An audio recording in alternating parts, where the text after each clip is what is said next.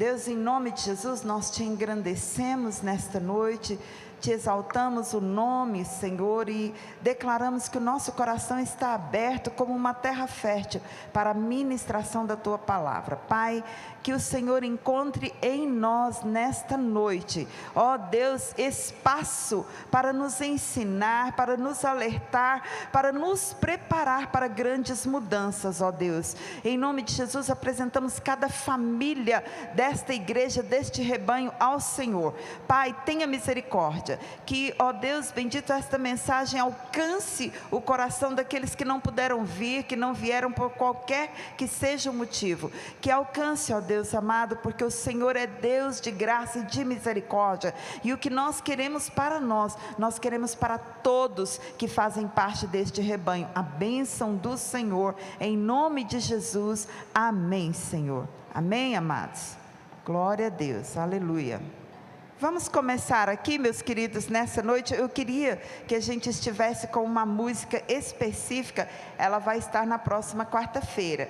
É a música do André Valadão. Eu e minha casa serviremos a Deus. Todas as quartas-feiras nós vamos chegar aqui e vai ter essa música exatamente alentando o nosso coração. Porque o texto de Josué que fala sobre isso é uma expressão daquele homem de Deus, mostrando a determinação de coração dele. Você ou outras pessoas façam o que quiserem, eu e minha casa serviremos a Deus, amém? Então vamos lá, Gênesis capítulo 1,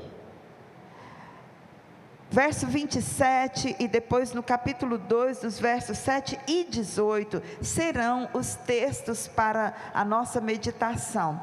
O tema dessa temporada que nós vamos estar trabalhando é o céu em casa. O céu em casa. Como que nós podemos explorar esta bênção tão grande, aplicá-la à nossa casa e quais as atitudes que nós devemos ter para que elas sejam acessíveis, estas bênçãos da manifestação de Deus na nossa casa. Então, o céu em casa, e a primeira palavra que nós temos, que é a de hoje, é uma visão panorâmica da realidade familiar em nossos dias. Uma visão panorâmica, uma visão geral e ampla da realidade familiar em nossos dias. É claro, irmãos, eu acredito que com as informações que nós temos tido de todos os âmbitos, nós estamos vendo que a família como instituição está indo à falência. Vocês conseguem ver isso, irmãos? Seria muito romantismo da parte da gente como crente achar que não é isso não, está doido, é exagero. Não, é verdade. A família como instituição, como legado, está cada dia mais enfraquecida. Cada dia mais enfraquecida e muito confusa. Muito mesmo. E nós, como servos de Deus, precisamos nos alertar para isso enquanto ainda é tempo. Porque, irmãos, a questão de família desestruturada, ela está dentro da igreja. A igreja não está imune a isto. A igreja tem tido sérios reflexos da desestrutura de famílias. E é bom também nos lembrarmos de um fato: a instituição familiar vem antes da instituição igreja. Sem famílias não há igreja, viu? Não tem como. Pode haver clube, pode haver associação, pode haver uma série de adjetivos, mas igreja como Deus instituiu, não existe sem a primeira instituição de Deus, que é a família. Deus não instituiu grupos e etnias, Deus instituiu duas estruturas: primeiro a família, que é a do Jardim do Éden, e segundo a igreja, que é a do Novo Testamento através de Jesus Cristo. Então, essas são as duas únicas instituições que são da prioridade de Deus, e exatamente uma depende da outra, mas não é que é vice-versa, não. A igreja depende diretamente da família. Sem família, não é possível ter igreja como o Senhor instituiu. E parece que o povo de Deus está esquecido disso, ou não se importa com essa grande verdade. É fundamental. Então, ao observarmos a realidade das famílias de servos de Deus ou não religiosos, ateus, seja quem for ou qual for, todos estão passando por uma profunda desestrutura. O que está acontecendo? Onde tudo isso vai parar?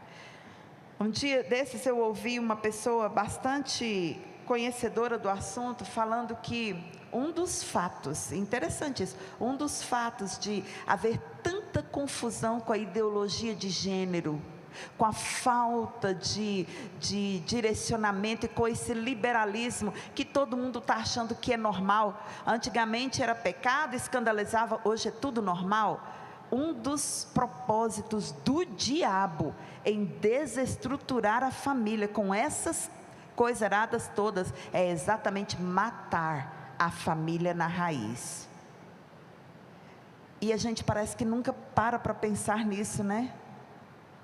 O propósito de Satanás é matar a família, porque se o diabo consegue acabar com a família na sua essência, o próximo passo já foi facilitado, que é mexer na estrutura geral da igreja. E está acontecendo isso, a passos lentos, mas não invisíveis, está acontecendo. Então, para uma análise realista, precisamos responder a 3 questionamentos importantes aqui, meus irmãos. Primeiro, qual é a origem da família? Vamos lá para Gênesis capítulo 1, verso 27. Gênesis capítulo 1, verso 27. Criou Deus, pois, o homem à sua imagem. A imagem de Deus o criou. Homem e mulher os criou. Depois nós vamos para o capítulo 2, verso 7. Diz o seguinte: então formou o Senhor Deus ao homem do pó da terra, e lhe soprou nas narinas o fôlego de vida, e o homem passou a ser alma vivente. Verso 18, lá do capítulo 2. Disse mais o Senhor Deus: não é bom que o homem esteja só, far-lhe-ei uma auxiliadora que lhe seja idônea. É muito importante que nós estejamos atentos ao fato de que Deus determina adjetivos específicos.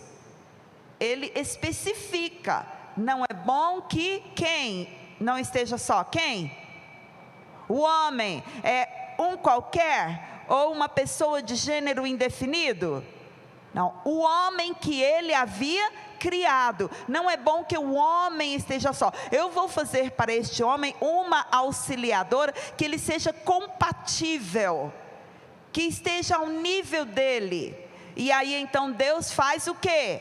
Um bicho, um outro ser do mesmo sexo. O que Deus fez, gente? Então, nós que somos servos do Deus Altíssimo, não precisamos ter dúvidas sobre o que Deus fez.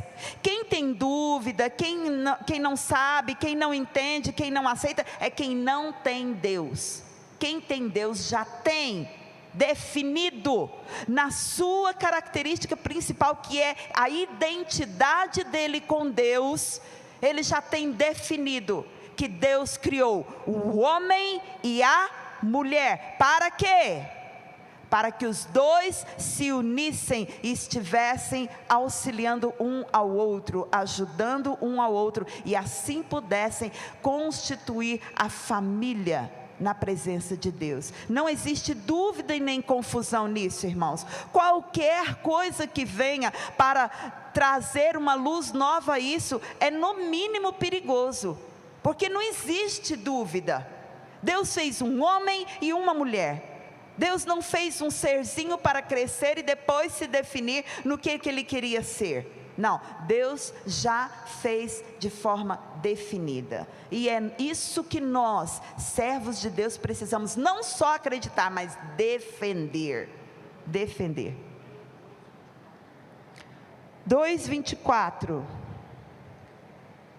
No capítulo 2, verso 24, vai dizer o seguinte: por isso, o texto áureo até de casamento, por isso deixa o homem pai e mãe e se une a quem? A sua mulher, tornando-se os dois uma só carne. Esse aqui é um texto áureo para casamento. O homem deixa o que quer que seja para se unir à sua mulher, não é nenhuma outra opção.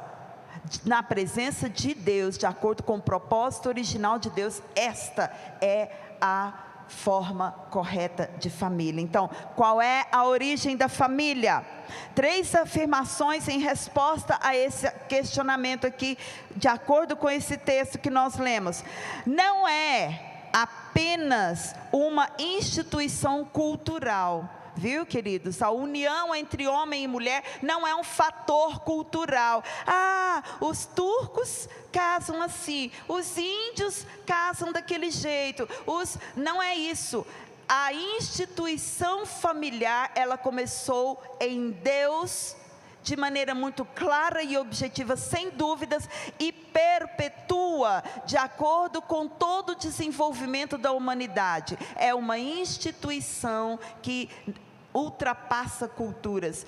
Interessante, irmãos, tem muitas culturas aí, nos vários continentes desse nosso mundo, que não ouvem falar de Deus, ainda não ouviram falar de Deus, mas sabem o que é uma união entre um homem e uma mulher. Por que será? Não é interessante a gente parar para pensar nisso? Tem muitas tribos indígenas que viveram séculos e séculos sem ouvir falar de casamento em si, como nós temos o casamento ocidental ou oriental, seja lá qual for. Mas eles fazem cerimônias abençoando um filho de um chefe com uma filha de um chefe. Eles fazem sempre as cerimônias de união. Por que será? O que leva essas pessoas a terem essa intuição de que é isso que é o correto? É interessante nós observarmos esse sinalizador da presença de Deus na instituição da família, através da união entre um homem e uma mulher. O que nós chamamos de casamento culturalmente aqui entre nós, que tem que ter festa, tem que ter assinatura de papel, ele acontece desde lá do Jardim do Éden. É a união de um homem e de uma mulher na presença de Deus com seriedade. Isto é casamento. Então ela não é apenas cultural. Não é apenas uma instituição religiosa também. Não é. Você já prestou atenção nos ateus? Os ateus não são à toa, eles são ateus, eles não acreditam em Deus, certo? Não acreditam em Deus, ok. Eles são casados, a maioria deles se casam normalmente, no civil, nas questões, nos fatores de legalidade, eles se casam. Por quê? Porque eles sabem que uma família, para ser respeitada, ela tem que seguir os caminhos da legalidade, e isso é honroso para um homem e para uma mulher, dizer: eu estou separando-me para esta pessoa, eu estou me separando para viver os meus dias em função de bem-estar com esta pessoa. É então uma instituição não simplesmente religiosa. Não se casa só os religiosos, também os não religiosos se casam. E não é apenas uma união sexual, não se casa só para ter sexo e filhos, não, o casamento vai muito além disto. O casamento inclusive é uma união de famílias. Isso é interessante. a gente prestar atenção. É uma união familiar, junta uma família daqui e outra dali. Não se pode ignorar a família da noiva, não se pode ignorar a família do noivo, porque há uma união de famílias aí. Então não é simplesmente sexo, não é simplesmente reprodução, é muito além disso. Se fosse só sexo e reprodução, também não entraria nem a questão de bens, de compromissos com bens e pertences. Mas a união, o casamento, está bem além desses detalhes, está bem acima de questões sexuais. O sexo, ele é uma parte importante de um casamento saudável, mas não é a mais importante, viu, irmãos? Eu sempre digo, é a parte mais prazerosa do casamento, mas não é a mais importante. Muitos casais, por motivos de doença, continuam vivendo anos e anos juntos, cuidando um do outro por causa da aliança. A aliança é mais importante do que bem-estar físico e prazer. Porque a aliança envolve caráter e determinação de cuidado, de responsabilidade. Então, é muito mais do que simplesmente uma união sexual. Amém, amados? Então, o primeiro questionamento que nós já respondemos é: qual é a origem da família? Qual é a origem da família, meus irmãos? A origem da família é Deus. Deus instituiu a família. Não é nenhum bonzinho, nenhum super-homem daqui da terra, nenhum filósofo, nenhuma inteligência maravilhosa, não. Deus instituiu a família. Segundo questionamento: qual o modelo da família? Qual é o modelo que foi instituído por Deus? O modelo está em toda a Bíblia, de Gênesis a Apocalipse, com 3 características. Primeiro, a união é heterossexual. Já falei lá no início e vamos frisar: a união é homem com mulher, é mulher com homem, e todos nós estamos seguindo isso aí nesses dias. A igreja evangélica está sendo bombardeada com ideologias, com filosofias diabólicas, de que isto não é importante. Queridos, isto é contra a Bíblia. Pregar ou aceitar casamento fora do que está aqui é contra princípio bíblico, é contra Gênesis capítulo 1, versículo 27, é contra Gênesis capítulo 2, verso 7, verso 18, é contra a palavra de Deus, é contra o nosso Deus. Então não podemos admitir que a modernidade, que essa onda venha minar a nossa fé, minar a nossa estrutura espiritual. A nossa postura tem que ser mais forte do que as falácias do diabo e as filosofias dos pensadores de todos os séculos, porque o nosso Deus é eterno e foi Ele quem instituiu a família hétero. Entendido, irmãos? Amém? Qualquer proposta fora disso está fora do princípio do Deus que você diz que serve. Aí você tem que repensar se você serve mesmo ou não. Porque servir é prestar obediência e serviço a quem te é superior. Servir é isso. Se você diz que serve a Deus e defende uma ideologia que está fora do propósito e do princípio de Deus, você precisa repensar essa sua profissão de fé muito rasa. Precisa mesmo.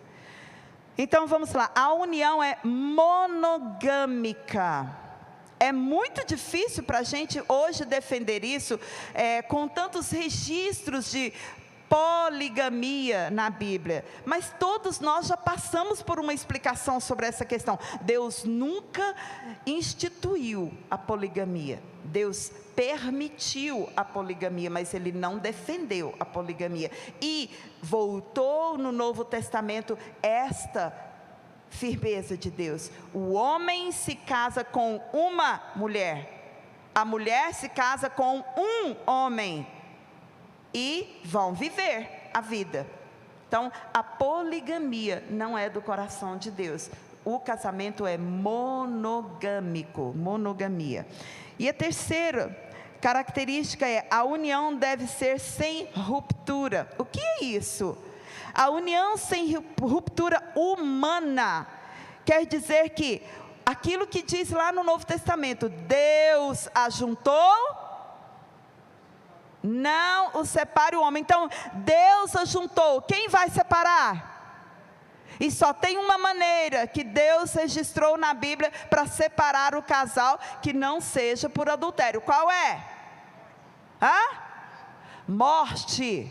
A maneira oficial de Deus separar um casal é a morte. Qualquer outra separação está fora do princípio de Deus. Houve uma quebra de aliança e antes. Eu não estou colocando aqui que fulano foi culpado, Beltrano foi culpado. Não.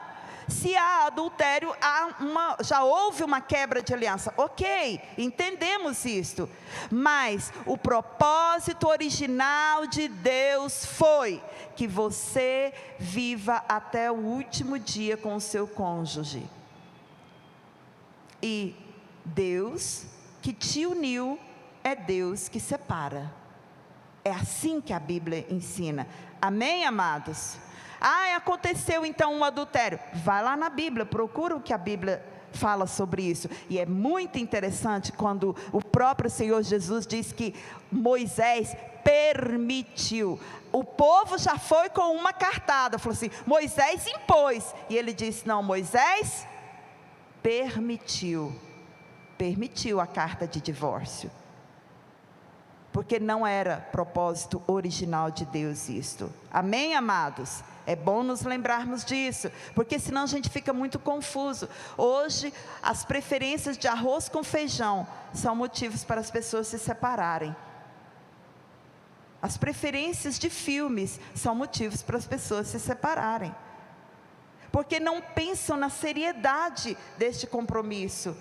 A morte deve ser o separador do casal que serve a Deus. Olha que coisa tremenda. Que coisa extraordinária. E a morte não está no nosso domínio, ela está no domínio de Deus. Então, quem pode me separar do meu cônjuge é o meu Deus, porque foi Ele que nos uniu. Se pensarmos desse jeito, essa geração nova vai lutar muito mais pelo seu casamento do que tem lutado, com certeza. Amém, amados? Conscientização. Então, qual é a origem da família em Deus? Qual é o modelo da família? O modelo é o modelo bíblico. É a união heterossexual, a união monogâmica e a união sem ruptura. Qual é o propósito da família, então? Isso tudo nós estamos vendo hoje para ter uma visão panorâmica sobre a família como está e como que a igreja tem que ter uma visão alinhada com a Bíblia. Qual é o propósito da família? Sempre foi e sempre será, até a consumação dos tempos, o propósito de adorar ao Senhor. Em 4 sentidos. O propósito da família, qual é? Tem um propósito. O propósito da família não é festas mirabolantes, extraordinárias, de gastos astronômicos. O propósito da família não é porque eu estou com medo de morrer solteirão ou solteirona. Não. O propósito da família é estritamente bíblico e muito claro. Vamos ver aqui. Primeiro, o propósito da família é adorar a Deus amando o cônjuge. O propósito da família é isso. Vejam como lá no Gênesis, lá no capítulo 1, Deus disse assim: olha, não é bom que o homem viva só. Olha que cuidado emocional de Deus com o ser humano que Ele havia acabado de criar. Não é bom que o homem viva só. E quando Ele está dizendo o homem, isso aí é um fator genérico. A mulher também não é bom que ela esteja só. Há um encaixe das necessidades quando nos casamos, quando nos unimos em matrimônio. Então, não é bom que o ser humano esteja só, que o homem ou a mulher estejam só. É importante você se lembrar que Deus pensou nisto. Deus pensou no seu bem-estar, no como você iria se sentir ao ver todos os animais têm o seu casalzinho, tem o seu par, e você não, que foi o que aconteceu com Adão. Deus viu, Deus se preocupou com esse fator emocional, com essa necessidade emocional, fisiológica, psicológica do ser humano. Tá. Então nós devemos adorar a Deus amando esse cônjuge. Irmãos, eu sei que muitos de vocês aqui conhecem o mito da grama mais verde.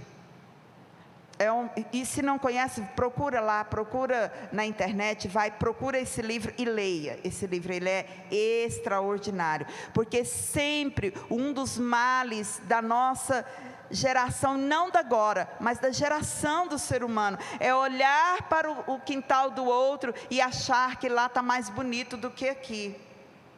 Fecha os olhos para as qualidades da pessoa que Deus te deu e abre os olhos para aquele outro lá que não é seu, aquela lá que não é sua. Cuidado com isso. Isso é extremamente diabólico. Extremamente diabólico. É um assunto tratado neste livro, O Mito da Grama Mais Verde. Você precisa olhar e ler esse livro. Você que é casado, você que é casada, mesmo que você não goste de ler, em nome de Jesus, vença a preguiça e leia este livro que vai te ajudar.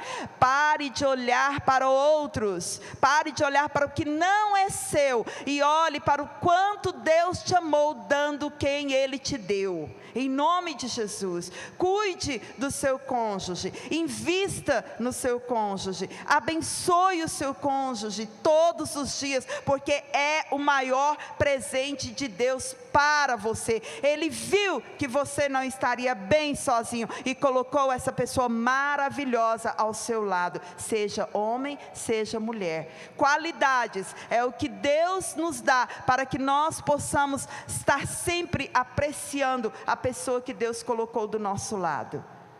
Mulheres que não sabem elogiar os seus maridos estão mergulhadas na amargura e não sabem reconhecer nem as próprias qualidades, porque uma mulher que sabe reconhecer as próprias qualidades sabe que deve honrar o seu marido. Honrar o esposo é uma nobreza de uma mulher que serve a Deus. Maridos que não cuidam das esposas, que não sabem valorizar as necessidades básicas, que vocês às vezes chamam de tolas, são maridos que não sabem ser amados.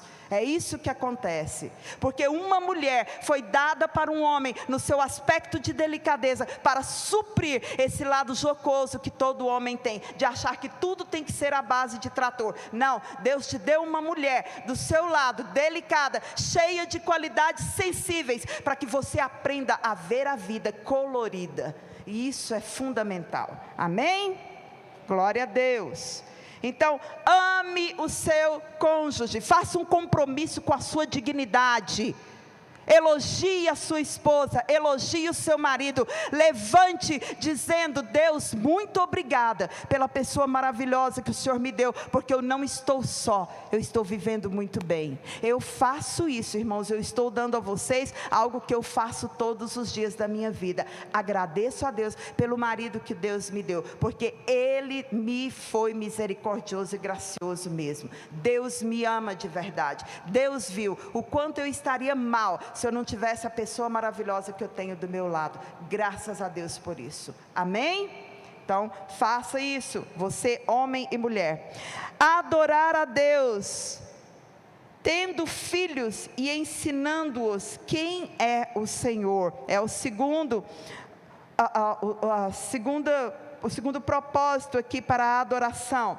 Adorar a Deus, tendo filhos e ensinando a eles quem é Deus. Irmãos, os nossos filhos são a continuação de toda a história e do legado que Deus tem passado de geração a geração. E na geração do século 21, quando os filhos são criados pela internet, ou por empregadas, por pessoas, escolas de dia inteiro, nós já perdemos muito dos nossos filhos para o sistema do mundo. Vocês podem às vezes até achar que é exagero, mas se você acha que é exagero é porque você é desinformado. É por isso, se você por um dado momento pensar assim, é exagero, é desinformação da sua parte. Veja só, a criança é uma terra absolutamente fértil. A criança aprende tudo e com rapidez. O que ela registra, vocês acreditam que lá na época em que Israel estava no Egito, os psicólogos concluíram isso? Lá, os psicólogos de lá, eles nem existiam, né, como psicólogos, não é? Mas eles tinham sabedoria suficiente para saber que se eles atingissem as crianças, a nação de Israel estaria desestruturada. Já pensaram nisso?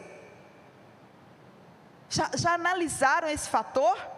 O faraó estava olhando um aspecto, o diabo estava olhando muito à frente. O diabo era conhecedor da promessa de Deus para Abraão, e Deus tinha prometido para Abraão que toda a descendência dele seria incontável como os grãos de areia. Faraó não sabia disso. Faraó foi um instrumento de Satanás para sufocar aquele povo, quando decididamente eles começaram a jogar os filhos de Israel para os crocodilos comerem. Faraó olhava para um lado, porque o ser humano é limitado, mas o diabo olhava para outro aspecto. E é assim hoje, irmãos, quando as crianças dos servos de Deus não têm formação, não têm uma educação primada na palavra de Deus, não têm princípio de respeito e obediência, elas estão sendo discipuladas pelos servos do diabo para servirem a um propósito de Satanás. Esta é a grande verdade. E os nossos filhos estão inseridos nisto. Sabe por quê, amados? Porque os crentes agem como os não crentes. Quem dá a palavra final sobre a educação do seu filho não é você com a Bíblia, é o povo lá fora. Quem dá a palavra final sobre a formação moral e psicológica do seu filho não é você, é os de lá de fora. É quem não teme a Deus, é quem não conhece a palavra de Deus. Porque você não tem tempo, e quem tem tempo não tem paciência. Então temos entregado os nossos filhos a um sistema que olha para a eternidade também. Não é só Deus que olha para a eternidade não, viu, irmãos? Deus olha para a eternidade com Ele, a eternidade de paz e alegria, mas o diabo também olha para a eternidade, porque quem for com ele vai para o inferno eternamente, não tem segunda opção. Então é importante que nós nos lembremos disso, que somos um povo, uma geração de Deus para ensinar, ter filhos e ensinar. Ter filhos e ensinar. Eu tive a oportunidade de conversar com um casal, nessa ida nossa lá em Fernandópolis, tive a oportunidade de conversar com um casal que luta há muitos anos para ter filhos. E Deus me mandou fazer uma pergunta a ela.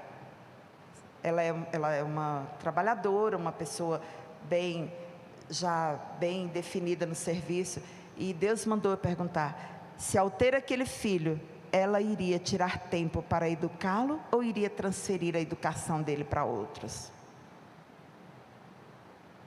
E eu perguntei, eu falei, olha, Deus mandou eu te perguntar isso. Você quer ter um filho, você quer que a gente ore para você ter um filho, mas você vai educar esse filho ou você vai transferir a educação dele para outros? Porque isso para Deus é importante. É importante para você, meu irmão. Para quem você está transferindo a educação dos seus filhos? Nunca se preocupou com isso? Está na hora de se preocupar. Aleluia, amém. Na verdade, Deus tem nos abençoado tremendamente, irmãos, como igreja, eu reconheço isso. Mas nós precisamos começar a falar sobre essa grande questão. Não se pode transferir educação de filhos, tem que se falar de Deus, é pai e mãe prioritariamente dentro de casa, e a igreja tem que ser o sustentáculo, a estrutura para estas crianças desenvolverem esse conhecimento de Deus que elas trazem do berço. Isso é importantíssimo, queridos. Então, fale para os seus filhos, ensine os seus filhos quem é o Senhor. Há um versículo na palavra de Deus lá no Pentateuco que o Senhor diz assim, olha, fale de mim aos seus filhos. Não sei qual é o versículo, viu, queridos, mas está lá. Falem de mim aos seus filhos para que eles aprendam a me amar. O dia que eu li isso, assim meu coração ardeu. Irmãos, quando nós falamos, testemunhamos com a nossa vida de quem é Deus para os nossos filhos, isso se torna inquestionável para eles, e muitos deles às vezes se rebelam lá na frente, faz uma coisa ou outra, quer sair ou não, mas eles se lembram, porque aí está o gancho da palavra de Deus, diz que se nós andarmos e ensinarmos a nossa criança, andando com elas no dia a dia, elas não se esquecerão do que foi ensinado, porque ensinar não é informar, viu? Informar é apenas passar algo, uma questão de passar um fator para a pessoa. Ensinar é mostrar com exemplo prático que o que você está falando é verdade. Isso é ensinar. E é isso que Deus quer de nós para os nossos filhos. Ensine o seu filho quem é Deus. Ensine o seu filho que Deus responde oração, que Deus está preocupado com detalhes na vida dele, sim, que Deus quer participar como Ele é na formação do seu filho, inclusive nos fatores relacionados à profissão, a uma vida de adulto, que é coisa que a igreja não tem falado para os filhos. Meu filho vai ser o que quiser, meu filho vai ser o que quiser, vírgula. Os nossos filhos precisam cumprir vontade e propósito de Deus, sendo quem quer que sejam. Se é um advogado, é cumprindo o propósito de Deus. Se é um médico, é cumprindo o propósito de Deus. Se é um pedreiro, que não é uma profissão vergonhosa, é uma profissão digna e de honra, é cumprindo o propósito de Deus. Então, tudo o que os nossos filhos forem fazer, eles têm que se lembrar que Deus é real, e se Ele está sendo assim, é porque Deus o tem abençoado. Amém? Glória a Deus. E aí, há o outro fator aqui, adorar a Deus em comunhão, é o terceiro questionamento que nós devemos observar, o propósito, adorar a Deus em comunhão com a igreja. Qual o propósito da família? Adorar a Deus em comunhão, adorar a Deus aqui, vendo os nossos filhos crescerem, geração após geração, uns participando da vida dos outros. Vocês já prestaram atenção, irmãos, no quanto a igreja se transformou em um clube? A igreja, de modo geral, se transformou num clube? É o seguinte, você vem, sobe aquela escadaria, senta aqui, canta, tal, e vai embora e não olha para lado nenhum? Ninguém sabe nada do que está acontecendo. Isso nas grandes metrópoles acontece demais. Na cidade menor é pouco menos, mas é também uma realidade, porque as pessoas têm desenvolvido a síndrome da autossuficiência e do não me toques. Então, eu cuido da minha vida, eu sei do que eu estou fazendo, e ninguém mais cuida de nada da minha vida, ninguém dá pitaco. Errado. Igreja é para dar pitaco, sim, meus irmãos.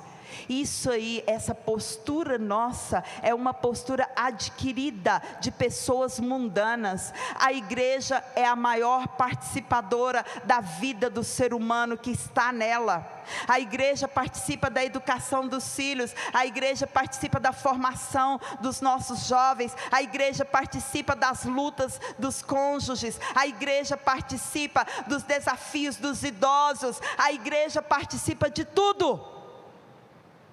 E nós, como igreja, precisamos ver isso como algo abençoador, porque nós temos vida de Deus para ministrar a estas áreas da família em todos os sentidos. O povo de Deus deveria ter vida de Deus suficiente para fazer a diferença, para não sermos famílias doentes, porque Deus está presente na família. Deus abençoou a instituição família, aleluia. Então a igreja é o local, o espaço para desenvolver a comunhão familiar. E algo que quando eu estava preparando, eu falei, eu preciso falar isso. Às vezes, a maior parte vem famílias inteiras. Roberto, Carla se casaram e já instituíram família. Ivaneice, Tati, tal. Instituiu a família, os filhos cresceram aqui. Mas nós temos pessoas que vieram sozinhas para dentro da igreja. Que a família não se converteu. E aqui é a família dela. Aqui é a família dessas pessoas, e a igreja precisa olhar assim. Nós temos irmãos e irmãs de todos os lados, aos quais nós precisamos acolher como sendo da nossa casa. É importantíssimo isso, amém, irmãos? Lembrar que a igreja é a expressão de comunhão da família. Então, aqui está o maior exemplo para nós, o Ísio é nossa família, e nós somos a família do Ísio. É a pessoa, ele conta conosco, e nós precisamos sentir falta dele, em todos os momentos, em todas as circunstâncias da igreja. Se ele não estiver presente, nós precisamos sentir falta, porque faz parte de nós, amém, queridos? Família, a igreja é a resposta, o exercício da comunhão em família. Aleluia. E nada melhor do que os nossos filhos também, né, gente? Ter amizades, relacionamentos, tudo dentro da igreja. Se nós trabalharmos isto, os nossos filhos não vão precisar buscar lá fora.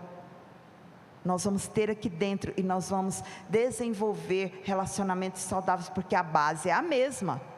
Os princípios são os mesmos. Então é fundamental que nós vivamos como família, dentro da casa do Senhor e fora da casa do Senhor. E o quarto e último aqui, adorar a Deus testemunhando fora de casa. Ok, a primeira família que Deus criou, Deus se revelou a ela. Adão, Eva, tinham a visita de Deus todos os dias, foram se relacionando com Deus, mas houve desvios. Os filhos daquele casal, um matou o mais novo, e aí ele mesmo já se afastou de Deus. O que é que traz essas pessoas de volta? O nosso testemunho. O testemunho de quem conhece a Deus é mais forte do que palavras soltas. Quando uma pessoa vê que você tem Deus, ela pode nem gostar, mas ela respeita. Já viram isso? Ela pode nem gostar, mas ela respeita. E se ela tiver necessidade, ela vai atrás de quem? De quem tem Deus. Todo o mundo inteiro reconhece quem tem Deus e quem não tem, irmãos. O mundo inteiro reconhece. E se for preciso, uma família aí fora tiver necessidade de manifestação de Deus, ela vai olhar para você. Você tem vida de Deus? Ela virá até você, porque você é luz, e luz puxa, luz atrai. Amém? Então, adorar a Deus testemunhando fora de casa, pregando o evangelho com o nosso comportamento e não só com palavras, é fundamental para nós do século 21, que queremos trazer a manifestação de Deus ao nosso lar e através do nosso lar a quem precisar. Como considerações finais, queridos, eu quero destacar aqui, você, ao ouvir sobre a origem, o modelo e o propósito da família, você consegue fazer uma análise? Aí está lá do início, né? Uma análise panorâmica, uma visão panorâmica da realidade da família no século 21, passamos por ela aqui, está sofrendo um bombardeio sério, irmãos, não é brincadeira. Se você que é pai e mãe de filhos, adolescentes e jovens, e não diz para eles diretamente, o propósito de Deus central é que você se case, que você lute pela sua família, que você não se separe, que não haja traição, que não sejam vulneráveis a estas coisas, que não trate o casamento com futilidade. Este é o propósito de Deus. Se você não fala isto, você está falhando em trazer a manifestação de Deus para dentro da sua casa. Você pode dizer que serve a Deus, mas o seu comportamento não está alinhado com o que você diz. Porque quem serve a Deus vai instituir os princípios de Deus dentro de casa. Nós não podemos ser dobrados pelo sistema do mundo que diz que divórcio, que separação, que vida sozinho é o melhor. Porque o meu Deus e o seu Deus disse, não é bom que você esteja só. E Ele instituiu um casamento para que só Ele possa desfazer esse casamento. E a forma dele desfazer não é com adultério, não é com incompatibilidade, é com a morte. Então, casamento é assim, e é assim que os nossos filhos precisam ouvir. Os nossos filhos precisam ouvir da nossa boca que este é o casamento que Deus instituiu. Amém, amados? Glória a Deus. Então, você consegue enxergar o quanto estamos distantes do plano original de Deus para a família? Você consegue ver isso? Corre atrás desse prejuízo. Hoje começa uma nova jornada para a igreja aqui em Padre Bernardo. É uma jornada de resgate da família, de resgate de princípios, de resgate de transformação de mente, para que possamos entrar num alinhamento de família saudável, de família viva, de família no altar de Deus, para que o mundo seja impactado, o mundo Padre Bernardo seja impactado pela presença de Deus na sua casa, na sua família, através de vocês. Esse é o nosso desafio. E por fim, você tem perspectiva de mudanças? Porque, irmãos, às vezes a gente olha para o que está acontecendo no mundo e a gente fica meio sem esperança, sabia? Não tem jeito mais não. Como que eu vou fazer? Meus filhos são criados nesse sistema, não vai mudar o jeito de pensar. Saiba de uma coisa: o Deus que nos livrou do império das trevas é o Deus que transforma mentes e corações. Nunca será tarde para nós falarmos dos princípios da palavra de Deus aos nossos filhos e à nossa casa. Nunca será tarde para nós mesmos mudarmos. Tem muito crente de cabeça virada, dizendo que é crente fiel a Deus, mas que não se comporta, não fala, não faz o que a Bíblia fala para ele fazer. Então, é tempo de mudança, hoje é tempo de mudança. Se você que está aqui hoje, e quem vai ouvir essa palavra depois, porque ela vai ser transmitida em áudio, se você conclui que você é um servo de Deus, mas você pensa diferente, deixa eu te dizer, em nome de Jesus, larga seu pensamento não é maior do que o princípio da palavra de Deus. Seja humilde, se quebrante e volte-se para os princípios da palavra de Deus. A palavra de Deus é eterna, imutável. Você morre e você vai para um fracasso se você não mudar hoje. Hoje é dia de mudança para o seu pensamento e para a sua família. Hoje é dia de uma nova jornada a ser começada, em nome de Jesus. Aleluia. Tudo depende de nós. Tudo depende de nós, porque nós somos servos de Deus. Na questão de família é mesmo, irmãos.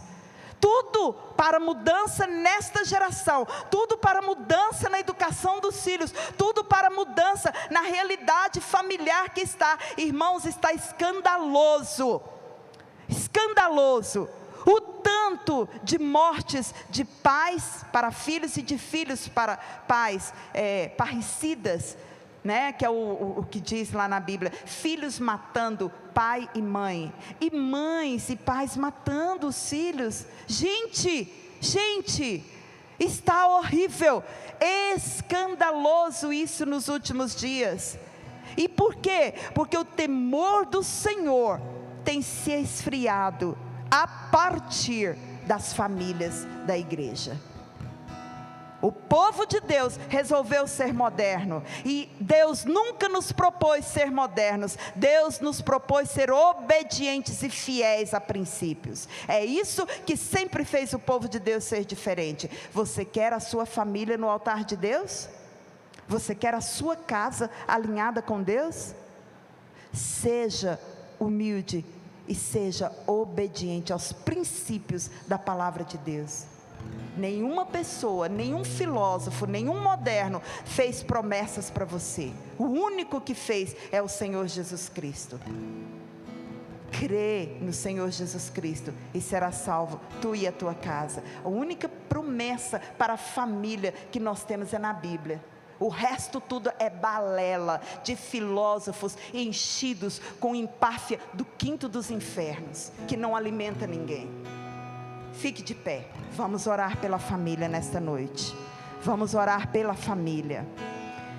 Irmãos, durante todos esses dias, eu sei que Deus está dando a mim uma oportunidade do meu coração de estar ministrando à igreja sobre família, porque é o que mais arde no meu coração, é a estrutura familiar. Deus está me abençoando, me dando uma grande oportunidade, mas está também dando a você, servo do Senhor dessa igreja. Não perca essa oportunidade, porque está começando hoje, mas tem muito a acontecer, que é do coração de Deus, que nem eu posso saber, mas que Deus vai ministrar, amém? Ore agora pela sua família, ore agora pelos seus filhos, por seu esposo, por sua esposa, ore e diga a Deus: há uma situação impossível, é esta aí que Deus quer pegar agora, porque o nosso Deus é o Deus dos impossíveis. Vamos orar.